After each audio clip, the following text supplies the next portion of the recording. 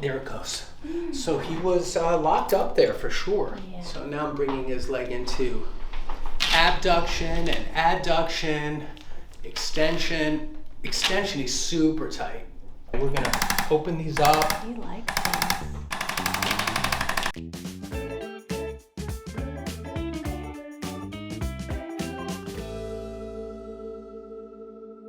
Okay, so we have Melissa here today. She's the owner of Kobe. Kobe's almost 9 years old. He's a Shepard Rottweiler mix. Beautiful dog. Look how nice his coat is. He's been were you the original? Yeah. And how'd you get him? I actually adopted him in Hong Kong. Wow. I was living there. So, does he speak multiple languages?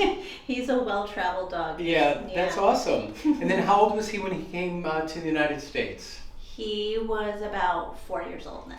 Thank you for coming today. So what brings you here today? What do we want to work on?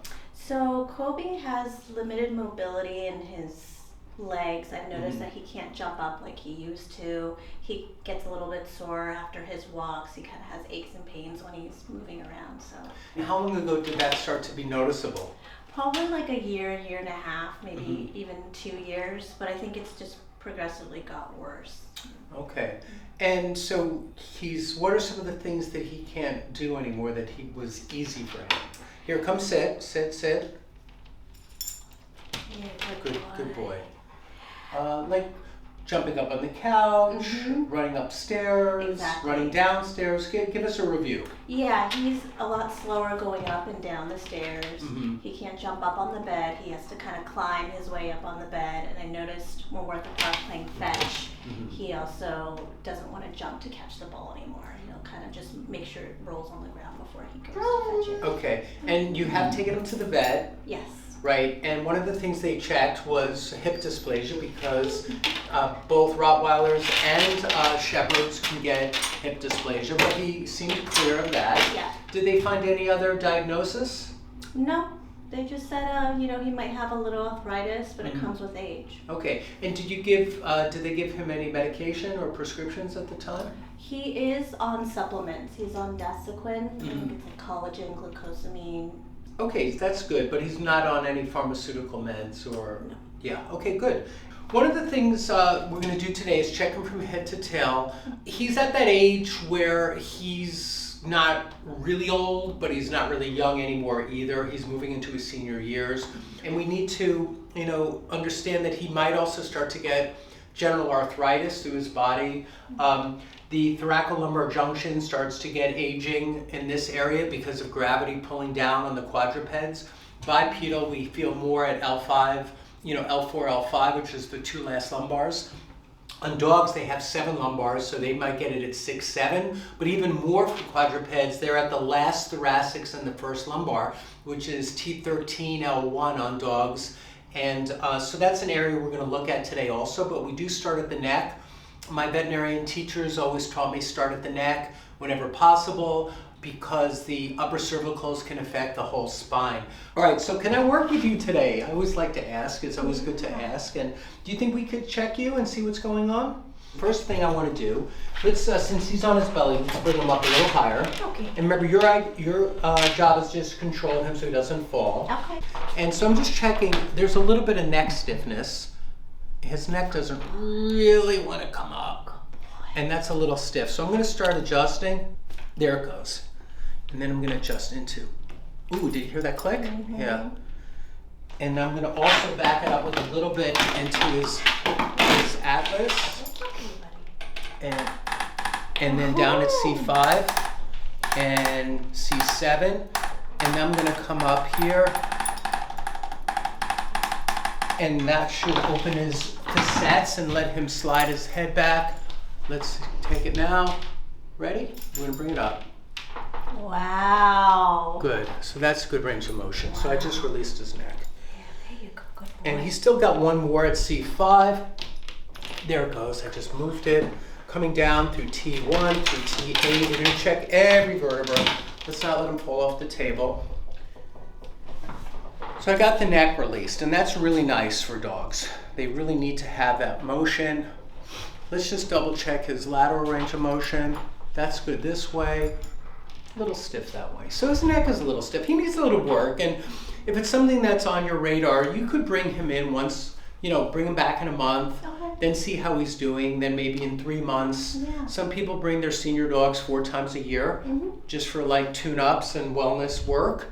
But if you could work on him for a few minutes every day at home, or the days that you're sitting on the couch anyway, or the bed anyway, watching TV. I want to share a product that I'm really excited about, and in this case, it's my product. I made this video course recently called How to Massage Your Dog. The website is called howtomassageyourdog.com, and it's still on sale if you check in with it, but it gives you a way to work on your dog from head to toe, whether it's a few minutes a day or outright full body sessions. It's good for that puppy. It's also good for your senior dog. It's a way that you can manage pain and help that dog not suffer as it goes through the different stages of life. I show everything in this video course, from hand techniques through full body massage, everything from a teacup dog to a Great Dane. It's all in one video course. Check it out. Let me know what you think. And there's even a 30-day money-back guarantee if you're not completely satisfied. howtomassageyourdog.com. So here we are, and I'm into the facets of the thoracics, and it starts to stiffen a little as we get lower into the thoracolumbar junction. Let him fall. There it goes. So he was locked up there for sure. Yeah. Another one. Okay, good. Yeah, so he has some spots that are definitely worth working on today. We're gonna open these up. He likes this. And I'm hitting pretty hard with this. I'm doing pretty strong. So now I'm all the way down at the sacrum. L7 is the last lumbar on a dog. 6. And I'm just I'm doing a lot of mobilization with him today. So I'm trying to increase mobility and suppleness in the lower spine. And now we're gonna specifically get into his hips and legs. So now I'm going to start picking each leg up into extension. Yeah, and this is something you could do too, where you just stretch him a little bit.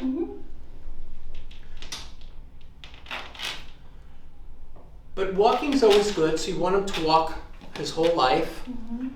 And you're, battling these sands of time. We're all aging, I'm aging.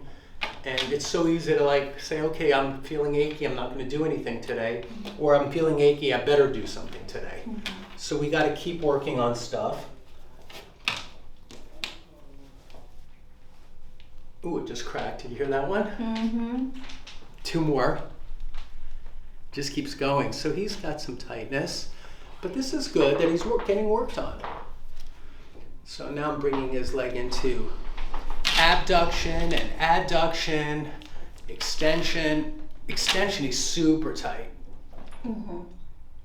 And that's probably where some of his leg stiffness is. But I already got him to release a little bit. I'm holding. So I'm basically doing like a doggy arabesque. Did you do any ballet when you were a kid? I was a dancer growing up. Good. Yeah. And it just cracked again. So his nails are longer than I'd like to see, which affects his gait. And that's important.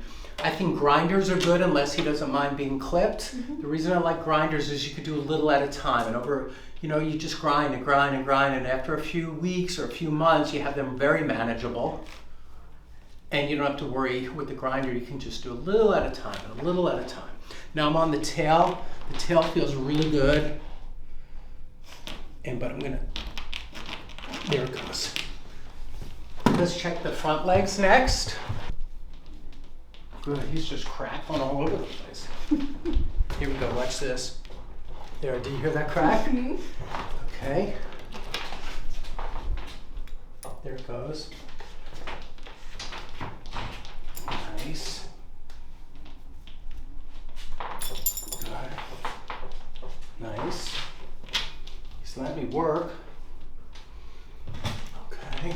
Let's check your little doggy TMJ. Nice. I think you're good. I'm going to put you down. Let's see if he shakes. So when he goes down, don't touch him for a minute. Let's see if he shakes out. I got his lumbars, I got his sacrum, I got his thoracolumbar junction really well.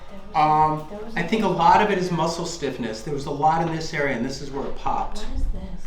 That's the area that I'm telling you about between the 13th thoracic and the first lumbar.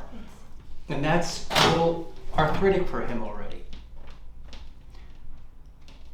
Yeah, it's really tight there. So I would bring him back soon. Okay, let's let him walk now. So he's going to walk out this way and see if he shakes. Give him a second before you touch him. And there's a nice shake.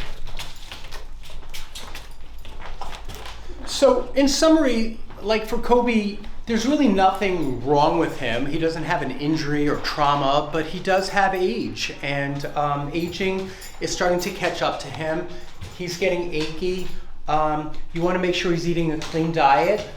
And you could also give him some fish oils and you're already doing all those things. So you're giving him some good supplements. Continue walking. I'd be very careful to have him off leash. I had a senior Vizsla, and even at 12 years old, this dog would want to like run around and do zoomies, but then realize like, oh my God, and would start walking like this. Yeah. So they don't realize that they can't do that anymore. So don't let them do it if you're getting the feedback from observing that it's not a good idea. All right, thanks everyone. There it goes. And then I'm gonna adjust into.